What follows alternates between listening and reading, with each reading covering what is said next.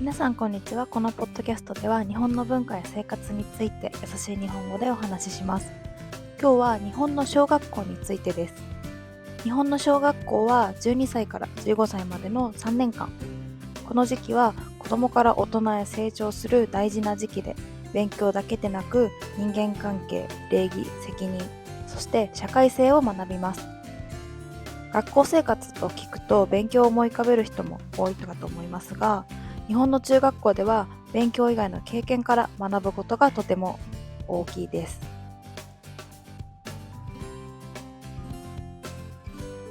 まず日本の中学校は義務教育の後半にあたります。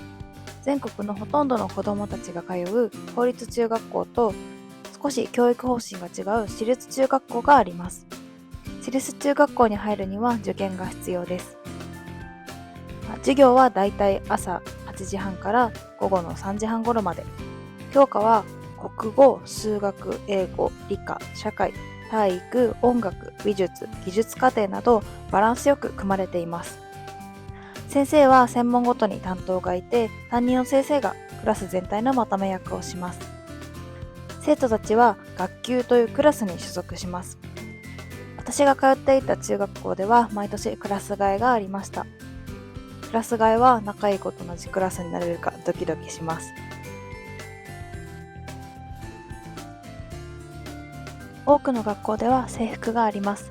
男子は黒や紺の学ラン、女子はセーラー服もしくは全員ブレザーです。ただし最近はジェンダーフリー制服を導入する学校も増えています。例えばスカートかズボンか、ネクタイかリボンかを自由に選べるようになったりしています。また校則も特徴的です。髪の長さや靴下の色、爪の長さ、カバンの形まで細かく決まっている学校もあります。一見厳しそうですが、みんなが平等に見られるようにという考え方が根本にあります。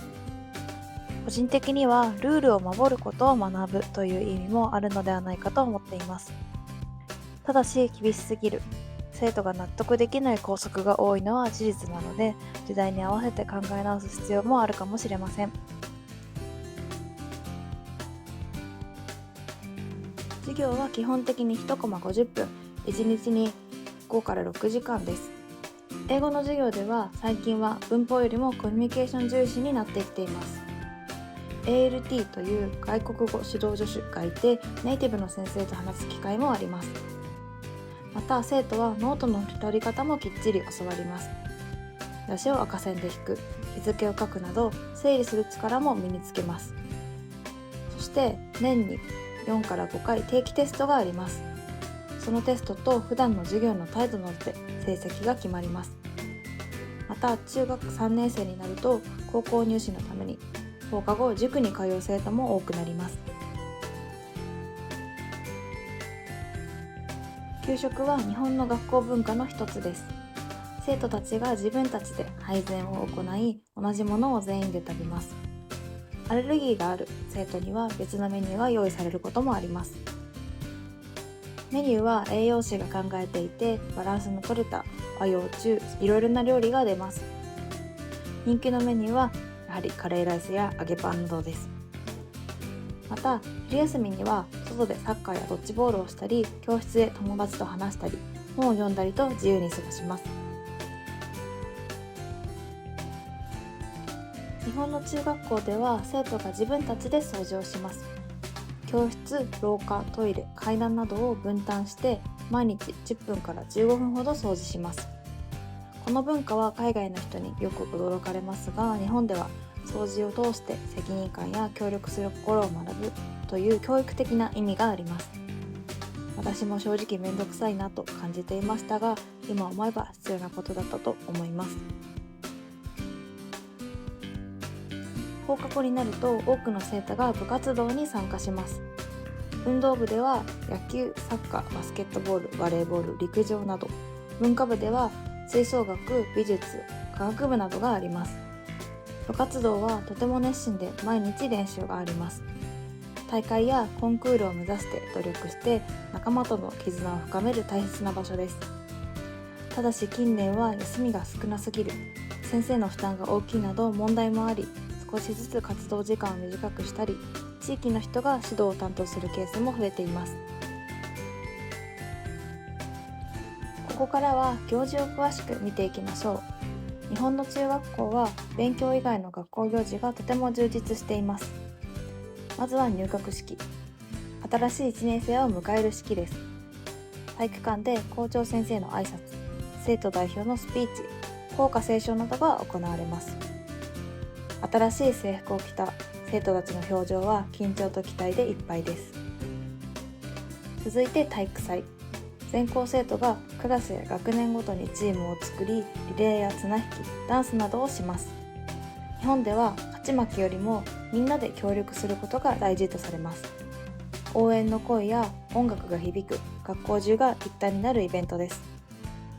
私は最後の体育祭で個人の種目、ゴール直前で転んでしまった悔しさは今でも覚えています。続いて合唱祭。合唱祭はクラスで一つの歌を歌い、クラス対抗で完成度を競い合います。主に3つのパートに分かれてそれぞれのハーモニーで歌います。クラス全員で奏でるハーモニーはとても迫力があります。クラスが一つになるのでとても感動します。続いて修学旅行です。中学校生活最大の行事とも言われます。多くの学校が京都や奈良などの歴史的な場所を訪れます。私も京都と奈良に行きました。クラスメートと一緒に泊まり、班行動を通して協力することを学びます。ホテルではこっそり夜更かしをしたり、友達と話したり、まるで小さな冒険のようなものです。最後は卒業式。3年間の中学校生活を終える日です。卒業の歌を歌って、在校生からの掃除、卒業生からの答辞があります。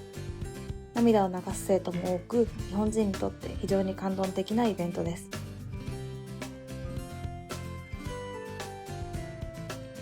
日本の中学校では保護者とのつながりも大切です。保護者会や三者面談で勉強や生活の様子を共有します。三者面談は先生と親と生徒で三者です。